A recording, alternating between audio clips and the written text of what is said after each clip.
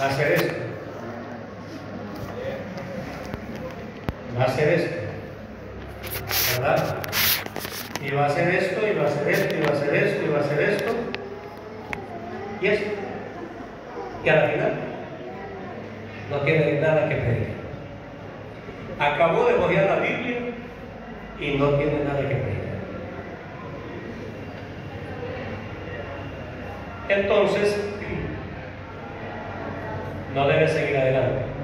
Ha de tener un tema y debe saber con precisión cuál es. Solo puede estar seguro de que lo que sabe cuando puede expresarlo en palabras. Si el tema está bien escogido, también lo estará todo lo que le pertenece al tema. Su introducción, su arreglo, su prueba y su objetivo. Es decir, el sermón estará todo coordinado, desde el comienzo hasta el final. Si tiene claro el tema que voy a predicar, entonces hará una introducción acorde a lo que va a predicar. El desarrollo será de acorde a lo que iba a predicar. La conclusión será acorde a lo que estaba predicando y los resultados serán acorde a lo que predicó. En todo. Es decir, no empezará en Génesis y terminará en Apocalipsis, y de ahí para adelante le faltará la Biblia y no sabrá más que predicar. No tiene necesidad de eso. Con un versículo puede usted desarrollar todo un sermón. Con un versículo. Este versículo le puede dar todo el sermón e incluso le puede dar el tema y los subtemas. Yo me manejo mucho con temas y subtemas, porque cuando se tiene el conocimiento de la palabra, es decir, el conocimiento se tiene por la lectura, esto no es por obra y gracia del Espíritu Santo, así que ni le meta el Espíritu Santo ahí, porque esto es por la lectura de la palabra. Si lee, tendrá conocimiento. Si no lee, no sabrá ni qué dice aquí en este libro, ¿verdad? Y si no sabe lo que dice en este libro, entonces no sabrá qué decir. Por esa razón, cuando se tiene el conocimiento de la palabra, se dedica a la lectura de la palabra, se busca el tema y salen subtemas, porque una palabra o el significado de una palabra le puede llevar a otra y por ende a otros subtemas, y puede tener usted para toda la vida predicar. Entonces todo estará acorde. El tema debe ser la expresión exacta del asunto, o la respuesta a la pregunta: ¿de qué voy a hablar? Nunca debe escoger un tema por ser bonito o por ser sonoro.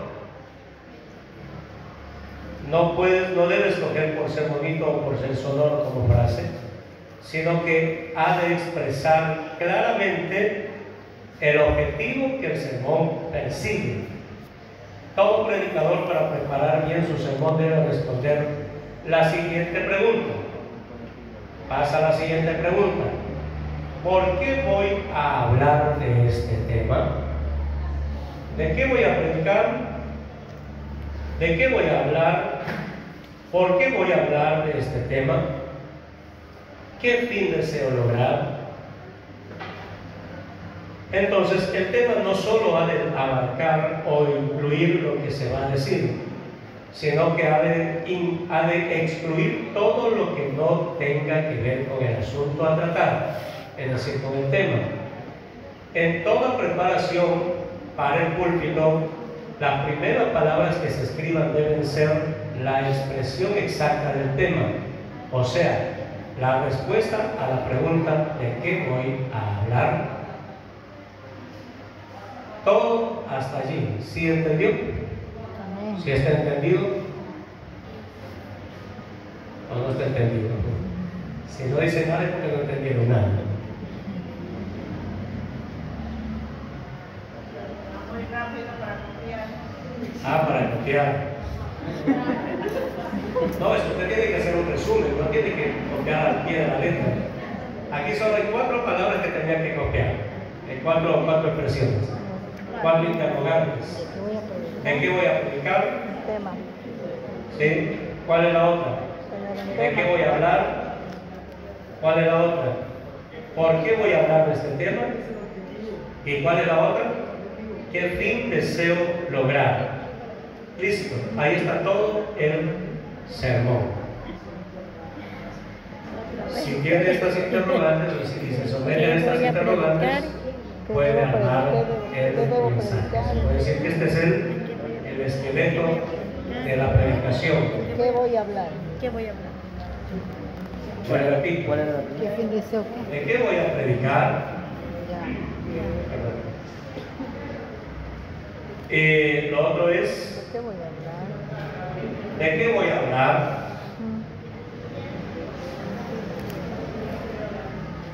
La otra pregunta es, ¿por qué voy a hablar de este tema? Y la otra pregunta es, ¿qué fin deseo lograr con este tema? ¿Qué fin deseo lograr con este tema? ¿Cómo encontrar un tema? Este es otro punto importante, ¿cómo encontrar un tema? Ahora sí entramos a cómo encontrar un tema. Primero, ¿cómo se encontrará un tema? Primero, pidiendo al Señor en oración. Pidiendo al Señor en oración. El mensaje debe venir como inspiración, como una inspiración especial de Dios. Y el predicador debe estar pidiendo mensajes a Dios para sus oyentes. Segunda de Timoteo 3:16. Toda la escritura es inspirada por Dios. ¿Y toda la escritura es qué? ¿Es útil para qué? Para Todas las enseñar. escrituras. Segunda de Timoteo, ¿cuánto dijo? Piensen eso, todas las escrituras es útil para enseñar. Es decir, que el sermón no solamente está en Apocalipsis, ni solo está en los Evangelios, también puede estar en los Salmos, también puede estar en los Proverbios, también puede estar en Eclesiastés, también puede estar en Génesis.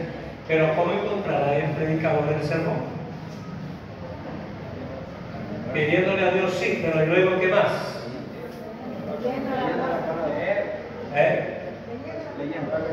Leyendo la palabra, ¿cierto?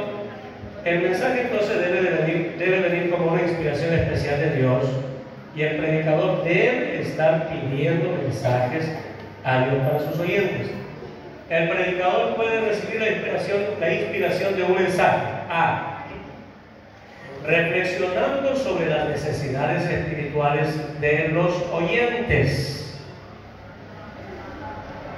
Es decir, que el predicador tiene que ser ¿qué? Observador y analítico. Observa y analiza. ¿Qué observa? ¿Y qué analiza? ¿A quiénes observa y a quiénes analiza? A la iglesia. Si es el comité de las damas, los ojos del comité de las damas deben estar viendo y analizando a quiénes. A las damas, a las familias. Si es el comité de jóvenes, a los jóvenes. Si es el comité de misiones, ¿a quiénes? A los amigos. ¿Y acá adentro a qué amigos van?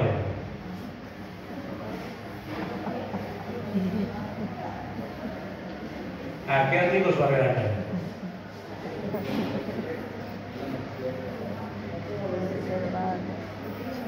Por eso que el trabajo de misiones no es acá adentro. El trabajo de misiones es allá afuera. Pero acá adentro, ¿a quiénes ve? Eso, ¿y qué ve? ¿De qué?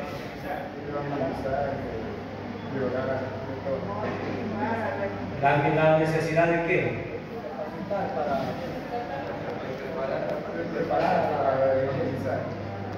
Eso, de preparar a la iglesia para...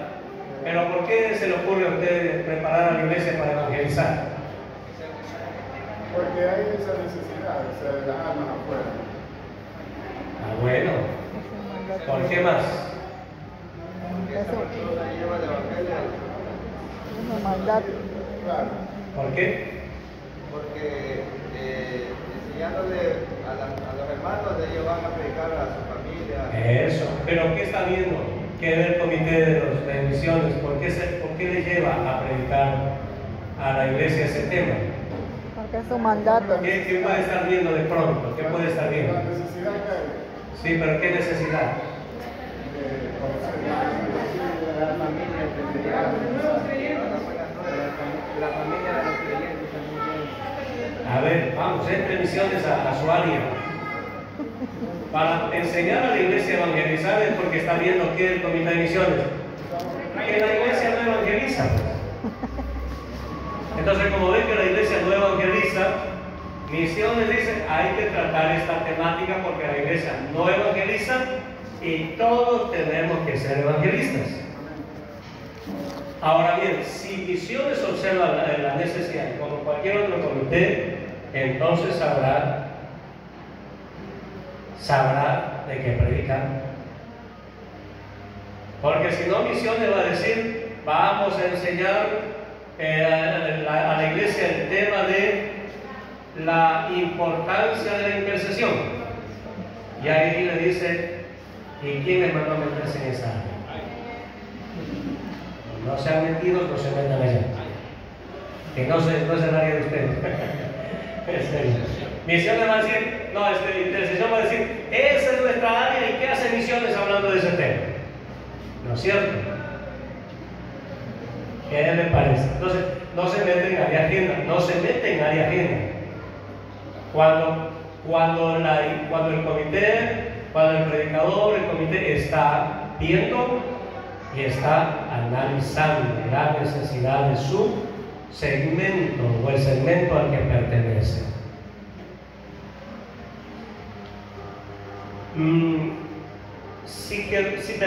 Si quedáramos ahí nomás, les haría un gran favor, porque esto les serviría a ustedes para que se lleven y analicen lo hasta aquí dicho, porque hasta aquí se ha dicho bastante ya. ¿No le parece? Entonces, hay comités que no miran y no analizan. ¿Por qué? Porque ese comité no está metido en el trabajo de su área. No está metido en el trabajo de su área. No está. No ve la necesidad. Está pensando en otras cosas, en otras necesidades. Y por eso presentan los temas que no tienen nada que ver con. Y hay que decirles de ese tema, no. Manda otro, no, tampoco. Manda otro tema, no, tampoco. Y a la final uno termina dándoles el tema, porque no tiene el tema. Entonces todas las escrituras es inspirada por Dios. También es necesario entonces afanarse en buscarla de diversas maneras. El predicador puede recibir la inspiración de un mensaje. Les había dicho, literal, reflexionando sobre la necesidad espiritual de los oyentes, y la mejor manera de conocer la necesidad es hablando con ellos. Hablando con ellos. Visitándoles. Porque cuando le visita, ¿qué pasa? Conversan. Y cuando van conversando, ¿usted qué va haciendo? Y va oyendo y va analizando. Y a lo mejor ahí mismo en esa conversa, el Señor ya le está diciendo, si ves lo que hace falta, anota. Y a lo mejor de esa visita usted ya sale con el tema del sermón. Por eso es importante la visita. Comités, visiten. ¿Qué más? Nunca dirija un sermón a alguien de manera particular cuando conozca las necesidades de aquellos oyentes. Es necesario que consideremos el peligro de sermones particulares dirigidos a una familia o a un individuo de la iglesia. Si ve alguna anomalía en la vida de algún creyente, es mejor que se lo diga al pastor para que éste hable personalmente con el hermano, a fin de que el mensaje no sea dicho desde el púlpito, que es la cátedra de toda la iglesia. No debe desquitarse desde el altar si tuvo problemas con algún hermano, pues no es el lugar correcto para satisfacer su enojo. Además, se expone a que sus insinuaciones sean comprendidas por otros hermanos como dirigidas a aquellas u aquella persona. Desde el altar tampoco debe usar como sermón lo que cotidianamente le sucede. Ahí está la otra hoja. A no ser que sea usado solo como testimonio, pero solo así es de bendición para la iglesia. Es decir, su predicación no debe basarse solo en lo que a usted le pasa. Porque si en el mensaje, en la predicación, da 10 testimonios de lo que le pasó en el día o en la semana, ¿de qué vino a predicar? Vino a predicar de su vida. Y aquí no estamos para escuchar de la vida de nadie, sino la palabra de Dios. Amén. Amén. Amén. Amén. Bueno, entonces, la iglesia es el mesón, de eso no debemos olvidarnos. Que el Señor, a través de la parábola del buen samaritano, nos enseñó en Lucas 10:25 que la iglesia es el mesón del alma necesitada. Se debe saber también que a la iglesia el Señor lleva a las personas que muchas veces están pasando momentos muy difíciles y que a lo mejor han asistido a la iglesia como una última alternativa. Por lo tanto, el oyente debe encontrar en la iglesia lo que viene o lo que vino a buscar, y debe salir fortalecido y con una nueva visión de la vida. ¿Quién es el responsable de que le pase eso a una persona y de que pase eso en la vida de una persona? Ese cambio, el predicador. El predicador. Amén. Bueno, si están anotando, ¿no? Ya cuando les toque predicar ahí les voy a tirar, y yo les pido, si no se sujetan a lo que se les está diciendo y vienen con un mensaje cualquiera por allí, yo les voy a decir públicamente, ese mensaje no está siguiendo el lineamiento. Porque usted tiene que aprender a anotar lo que se está diciendo. No puede estar cruzado de brazos aquí y uno hablando y usted sale de aquí y se olvida. Por eso es que no les han enseñado. Sí les han enseñado, pero no han sido diligentes para anotar y por eso se olvidaron. Y volvemos otra vez a la vieja historia. Y no hable usted cuando se pare aquí que está nervioso, que está asustado, que está con miedo, que es un compromiso pararse. Eso todo el mundo lo sabe. Y el alma necesitada no le importa si usted está nervioso, si ella se desmaya. A él no le interesa eso. A él le interesa escuchar palabras de Dios. Se desmaya usted o no se desmaya, eso es problema suyo, ¿verdad? El oyente. ¿Cierto? Entonces no hable de esas cosas. Párese aquí firme y se parará firme si es que, y se parará seguro si es que se ha preparado, ¿verdad? Como en todo, si es que se ha preparado. Es importante entonces considerar bien qué pecado se encuentra invadiendo el mayor número de la iglesia. Ver si son la vanidad humana, la codicia, la falta de amor fraternal, la calumnia u otros defectos semejantes, o la falta de oración, la falta de lectura, etc. No es necesario hacer mención detalladamente ni en la oración ni en el sermón de todas estas dificultades con que luchan los miembros de la congregación. La iglesia es la casa de Dios. Mi casa, dijo el Señor, será llamada casa de ¿qué? Oración. Y es decir, ya vemos que no es el lugar para el desquite entre hermanos, ni para jugar ni comer. Por lo tanto, todo predicador debe controlar sus emociones. Un literal de ¿cómo encontrará también el tema? En sus lecturas devocionales de la Biblia. Sabe que no solamente hay falencia de lectura en muchos de ustedes, sino es ya un problema generalizado. Y lamentablemente no solo es una falencia de la Llanta Jesús Central Santo Domingo, sino de todas las congregaciones del país. ¿Cómo le parece? No hay una congregación que se resalte en lectura. No hay. Por eso es que vienen acá con mensajes que no tienen nada que ver con lo que dicen. Es porque no están basándose en la palabra. Yo sé que todos son y somos ocupados. Y aquí la cuestión de la lectura de la Biblia no es solamente porque me toca predicar, sino porque como cristiano cotidianamente necesito el conocimiento de la palabra de Dios.